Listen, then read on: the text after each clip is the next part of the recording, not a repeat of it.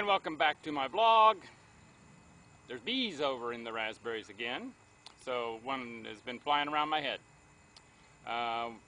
Chapter 18, Part 2, Wedlock in Time, from Douglas Fairbanks, Laugh and Live. Of course, there are those who should never marry. They do, however, and when they do, they loan themselves to the mockery of the marriage state.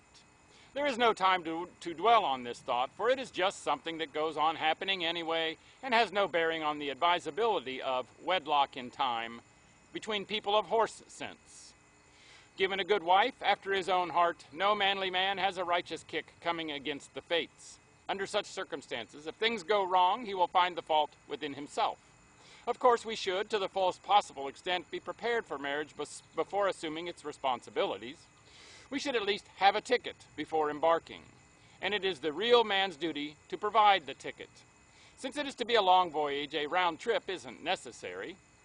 In other words, a man needn't be rich when he marries, but he should not be broke either.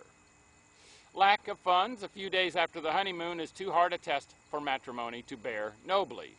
It shows poor generalship at the very start, and there is the liability of causing great distress and hardship to a tender-hearted little woman.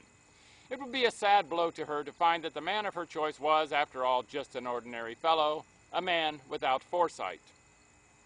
There are 4 seasons in married life: spring, summer, fall, and winter, and we are going to need a comrade as we go through each of them.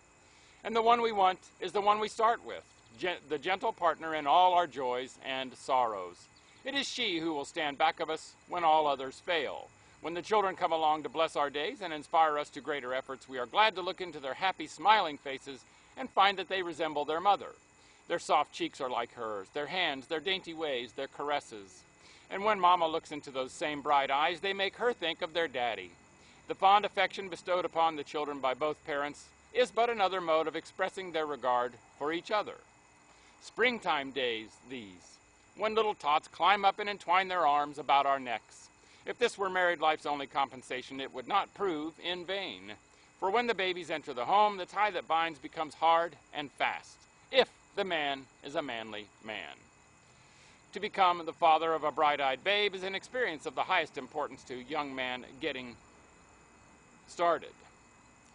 It reinforces his courage, doubles up his ambitions, and puts him on his mettle. He has a new responsibility, and it adds to his strength of character to assume it in all its phases. It brings comfort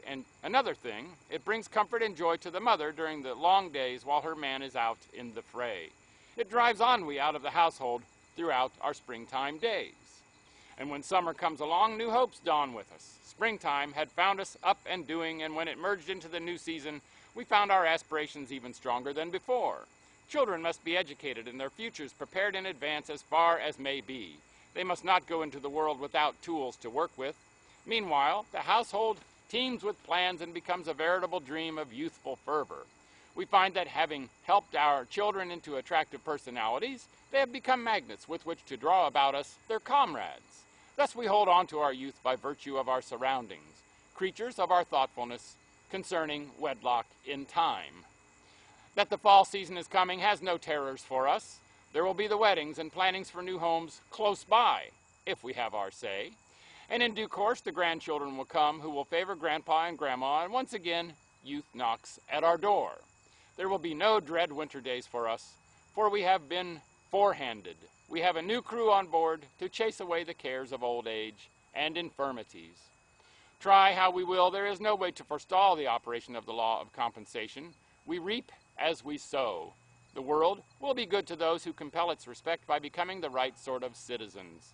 Wedlock in time, that's the answer. And that's that. Tomorrow we wrap up with a chapter called Laugh and Live from the book Laugh and Live. Make it a great day, and bye for now.